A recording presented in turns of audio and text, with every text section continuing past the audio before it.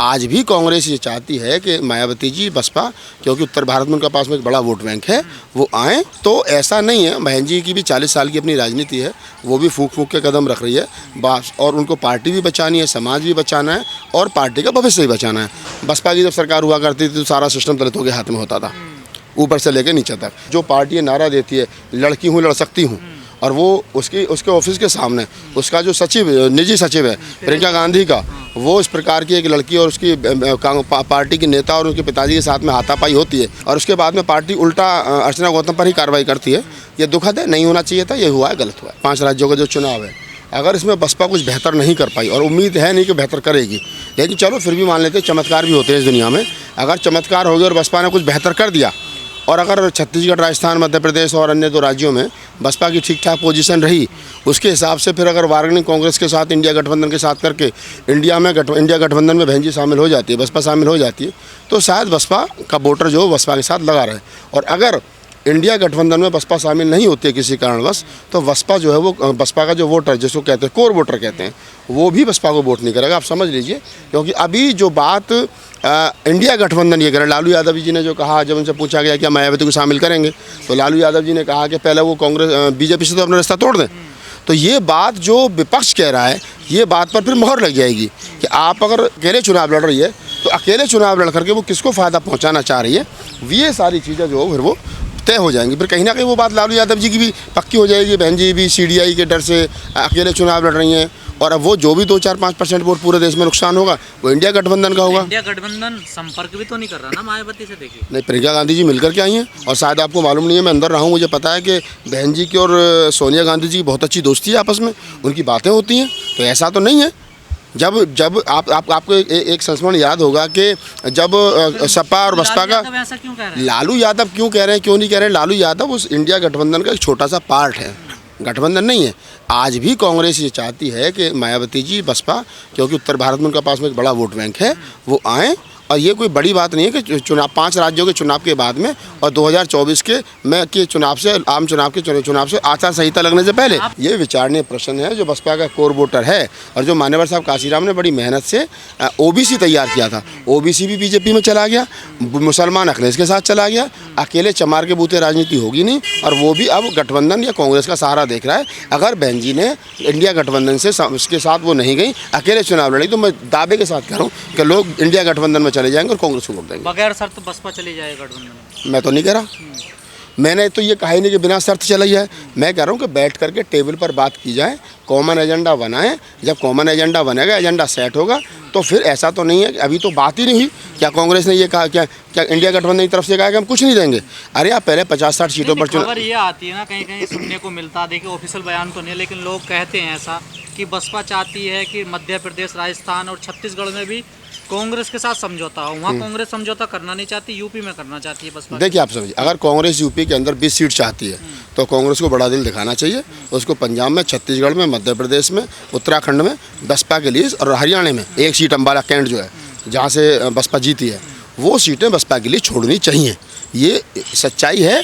और बसपा को अगर उत्तर प्रदेश के बाहर 10-15 सीट मिलती हैं, 15 सीट भी मिल जाती हैं, और यहाँ 30 सीट लड़ लेती है, कुल मिला के 45 सीटों पर बसपा चुनाव लड़ती है, और 45 में से 25-30 सीट से बसपा जीत करके आ जाती है, तो अच्छी बात है। बसपा जिंदा रहेगी। सहमति नहीं बन रही ना कांग्रेस, हो सकता है जो मध्य प्रदेश, छत्तीसगढ़, राजस्थान का चुनाव परिणाम आएगा विधानसभा, उसके बाद में कांग्रेस की मजबूरी बन जाए। अभी देखो, राजस्थान, मध्य प्रदेश में और छत्तीसगढ़ में बहन जी ने, बसपा ने जिस गठबंधन से, जिस राजनीतिक दल से, JJP से जो गठबंधन किया है, तो वहाँ की दोनों स्टेटों में उसका अच्छा वोट बैंक है, और दोनों स्टेट बैंकों वो जनजातियों की पार्टी है। तो ऐसा नहीं है, बहन जी की भी 40 साल की अपनी राजनीति है, वो भी फूंक फूंक के कदम रख रही है बस, और उनको पार्टी भी बचानी है, समाज भी बचाना है, और पार्टी का भविष्य भी बचाना है। लेकिन फिर भी मैं यही कहूँगा कि कांग्रेस को बड़ा दिल दिखा करके बसपा के लिए कुछ सीटें छोड़नी चाहिए, और बसपा को भी हठधर्मी छोड़ करके इंडिया गठबंधन के साथ आना चाहिए, क्योंकि लोकतंत्र बचेगा, संविधान बचेगा, तो हम सब बचेंगे। कांग्रेस कह रही है कि हम जातीय जनगणना कराएंगे। अच्छी बात है, करानी चाहिए, हम तो समर्थन करते हैं। हम तो पहले दिन से कह रहे हैं, जिसकी जितनी संख्या हमारी उतनी उसकी हिस्सेदारी। अगर कांग्रेस आज इस बात को कह रही है, और वो चाह रही है कि जातीय जनगणना होनी चाहिए, तो पहले तो मुझे कांग्रेस की नीयत पे शक है, क्योंकि जो 2011 में जातीय जनगणना हुई थी मनमोहन सिंह की सरकार में, उसके आंकड़े इन्होंने जो रिलीज नहीं किए, तो अब वो कह रही है कि हम इसको कराएंगे, तो इसके एजेंडे में पर पहले वोट देना हो आप। हाँ, तो मैं वही तो मैं वही कह रहा हूँ कि इसको एजेंडा में शामिल किया जाए।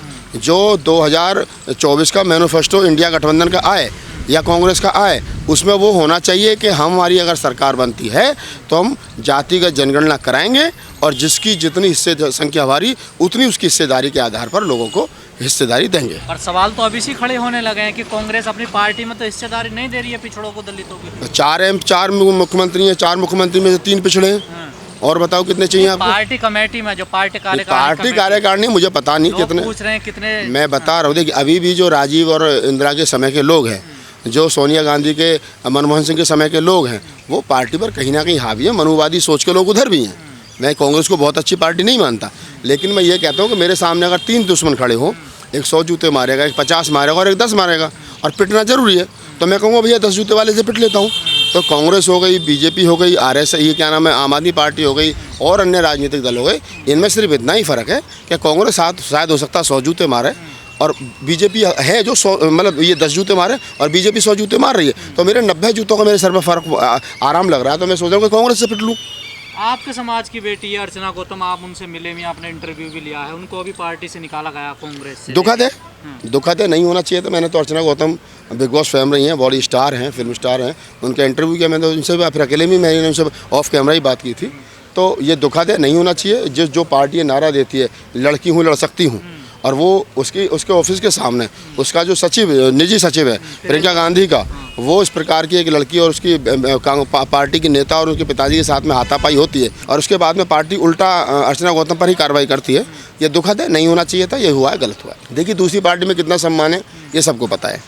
बसपा की जब सरकार हुआ करती थी तो सारा सिस्टम दलितों के हाथ में होता था, ऊपर से लेकर नीचे तक, लेकिन अब वो नहीं है। दूसरों की पार्टी में जो लोग राजनीतिक भविष्य तलाश रहे हैं वो कितने सफल होंगे कितने नहीं होंगे। फिलहाल समाज को, लोकतंत्र को और संविधान को बचाने की ज़रूरत है। देखिए अगर काम ईमानदारी से किया जाएगा तो लोग इंतज़ार कर रहे हैं, चाहे वो छत्तीसगढ़ हो, राजस्थान हो, मध्य प्रदेश हो, उत्तर प्रदेश हो, जहाँ जहाँ बहुजन समाज पार्टी का वोटर है, समर्थक है, वो चाहता है कि बहुजन समाज पार्टी के जो बड़े नेता हैं वो ग्राउंड लेवल पर काम करें, बहन जी के आदेश अनुसार काम किया जाए, बहन जी के दिशा निर्देश में काम किया जाए। और आकाश आनंद जिस प्रकार से काम कर रहे हैं, हालांकि बहुत सारी चीज़ें भविष्य के गर्भ में हैं, कितने % लोग जो है वो आकाश आनंद को पसंद करेंगे नहीं करेंगे, लेकिन जो बात आपने कही कि लगता है कि कुछ पार्टी में जान जो है वो पड़ रही है, तो ये वही मध्य प्रदेश है जहाँ कभी 2008 में बसपा की सरकार बनने के हालात बने थे। ये वही राजस्थान है जहाँ बसपा जो है वो विपक्ष में अच्छी भूमिका निभाती थी। ये वही छत्तीसगढ़ और बिहार है जहाँ बसपा मजबूत स्थिति में थी। वही दिल्ली जहाँ कभी बसपा का 14% वोट होता था।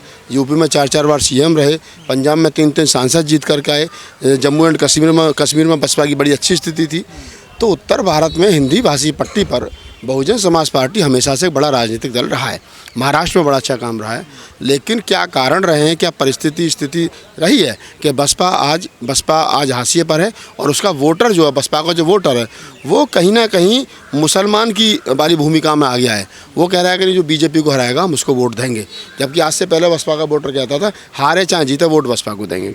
लेकिन अब वो अगर इस पर आया है और आकाश आनंद की जो मेहनत है वो कितनी रंग लाएगी कितनी रंग नहीं लाएगी, ये सारी चीज़ें भविष्य के गर्भ में हैं। 2023 का जो मध्य प्रदेश, छत्तीसगढ़, राजस्थान जो 5 राज्यों का चुनाव है वो बता देगा, रिजल्ट उसमें आएगा। कर रहे हैं ना, देखिए काम करना। आपके घर में 2 बच्चे हैं, एक बच्चा किताब लेकर के पढ़ता रहता, माँ बाप को लगता बहुत पढ़ रहा है, और एक बच्चा जो आया 2 घंटे पढ़ा और चला गया। पता चला जो पूरे दिन किताब लेकर बैठा रहता था उसको फेल हो गया, और जो 2 घंटे आगे पढ़ता था वो उसने क्लास को टॉप कर दिया। काम करना और काम